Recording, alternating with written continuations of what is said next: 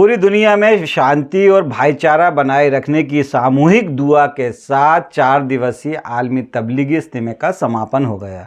राजधानी भोपाल में हर साल होने वाले तबलीगी इज्तिमा का आज चौथा दिन था, जो हर साल आयोजित किया जाता है। मौलाना साद साहब ने आज सुबह फजर की नमाज के बाद अपने धार्मिक तकरीर की और उसके और मुसलमानों को किस इस्लामिक रास्ते पर चलने की नसीहत देने के साथ ही हराम खोरी से बचने की भी नसीहत दी। साथ में उन्होंने जो दुआ कराई, दुआ में जो लाखों लोग, लगभग 10 लाख लोगों ने शिरकत की और लाखों लोग अल्लाह की बारगाह में दुआओं के लिए उठे। अल्लाह की बारगाह में दुआओं के लिए उठने के साथ ही उन्होंने पूरी दुनिया में अमन अमान की बात कही और अच्छे से ये दुआ मुकम्मल हुई। इसके बाद तबलीगी इज्तिमा का ये जो 4 दिवसीय तबलीगी इज्तिमा था, इसका समापन हुआ। नमस्कार, आप देख रहे हैं नारद मुनि लाइव और मैं हूँ आपके साथ ज़ुबैर कुरैशी। 4 दिवसीय आलमी तबलीगी इज्तिमा में क्या क्या हुआ, देखिए नारद मुनि की ये रिपोर्ट।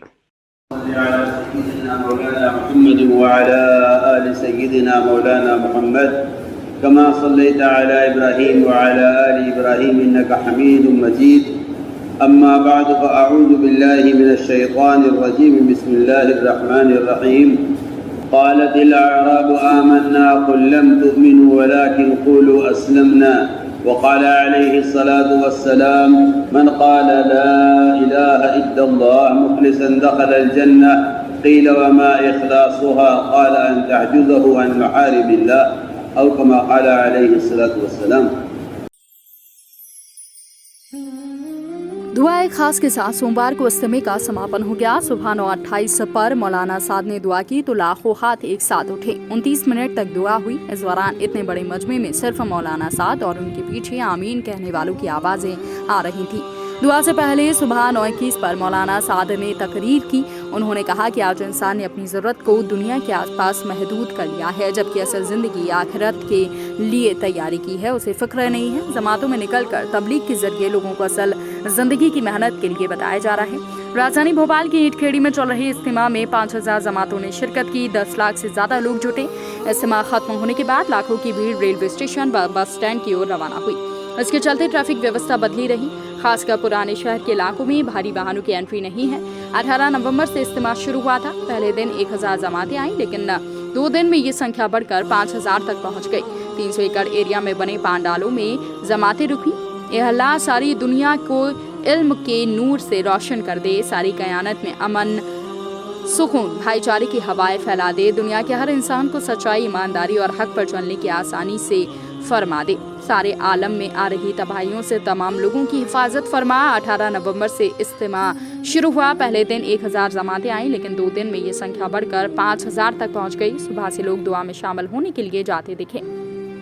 दुआ के बाद घरों के लिए रवाना हुए लोगों को रास्ते की परेशानियों से बचने के लिए इस्लाम नगर, सेमरा सैयद, गोलखेड़ी, लांबा खेड़ा आदि ग्रामों के लोगों ने व्यवस्थाएं की थी।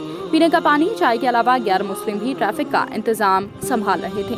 हिंदू समाज के लोगों ने इज्तिमा की पार्किंग के लिए अपने खेतों में जगह उपलब्ध कराई। इसके अलावा इज्तिमा गाह पर तैयार किए गए अस्थायी सीवेज ट्रीटमेंट प्लांट को तैयार करने के लिए बिछाई गई लाइन के लिए भी कई हिंदू समाज के लोगों ने अपने खेतों से पाइपलाइन गुजारने की सलाह दी है, जगह भी दी।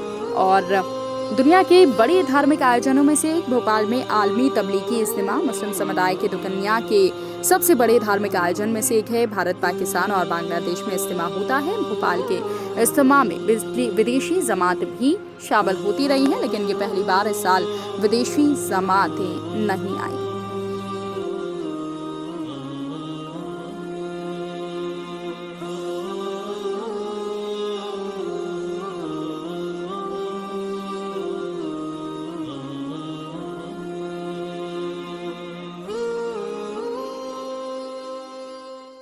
कुरान ये कहता है इन्नमल मुमिनून अल्लज़ीना, ईमान वाले सिर्फ वही लोग हैं, ईमान वाले तो वही लोग हैं, इज़ा ज़ुकिरल्लाह वजिलत कुलूबुहुम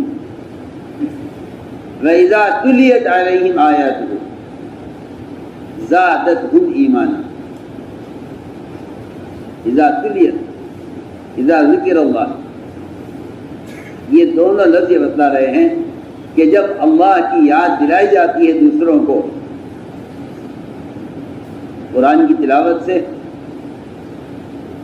ये अल्लाह की याद दिलाई जाती है लोगों को उसके अहकाम के एतबार से, तो इससे दिलों का जिला भी होता है और इससे दिलों की जुल्मतें भी छटती हैं और इससे ईमान में कमाल पैदा होता है। कुरान ये कहता है इज़ा तुलियत अलैहिम आयत, दूसरों पर कुरान की आयतें तिलावत की जाती है और दूसरों को अल्लाह की याद दिलाई जाती है उसके अहकाम के एतबार से, तो ये दोनों चीज़ें ईमान के बढ़ने का सबब बनती है। यूँ भी कुरान ये कहता है कि अमल मारूफ नही मुनकर, इसका गहरा रब्त है ईमान बिल्लाह के साथ। ईमान की तकमील इन दो फरीज़ों के अदा करने से। आप जरा गौर करें, ऐसे जिद्दी मुशरिक, ऐसे जिद्दी मुशरिक जो ईमान की कोई बात सुनना पसंद नहीं करते थे, कुरान क्योंकि मुअस्सिर दावत है, कुरान मुअस्सिर दावत है। कुरान यहाँ तक कहता है कि अगर कोई मुशरिक पनाह चाहे उसको पनाह दो, उसको पनाह दो, ताकि वो तुम्हारे माहौल में आकर कुरान सुने।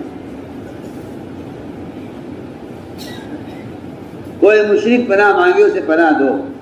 आलमी तबलीग इज्तिमा का समापन के साथ ही अब जो इसमें जिन बाहर से पूरे देश से विदेश से जो लोग आए थे, जिन्होंने शिरकत की थी, अलग अलग प्रदेशों से अलग अलग शहरों से जिन लोगों ने आए थे, जिन्होंने शिरकत की थी, उन लोगों की रवानगी का सिलसिला, वापसी का सिलसिला शुरू हो चुका है। और इसी के साथ अब यहाँ से कई जमातें बनकर अलग अलग प्रदेशों में, शहरों में, कस्बों में जाएंगी और इस्लाम का जो बताया हुआ रास्ता उस पर चलने की लोगों को सीख देंगी और उनको बताएंगी कि कैसे इस्लाम के रास्ते पर चला जा सकता है। मुसलमानों को इस्लाम के रास्ते पर चलने का रास्ता बताएंगी। तो आपको हमारी ये खबर कैसी लगी, अपनी राय में कमेंट करके ज़रूर बताएं। नमस्कार, जय हिंद।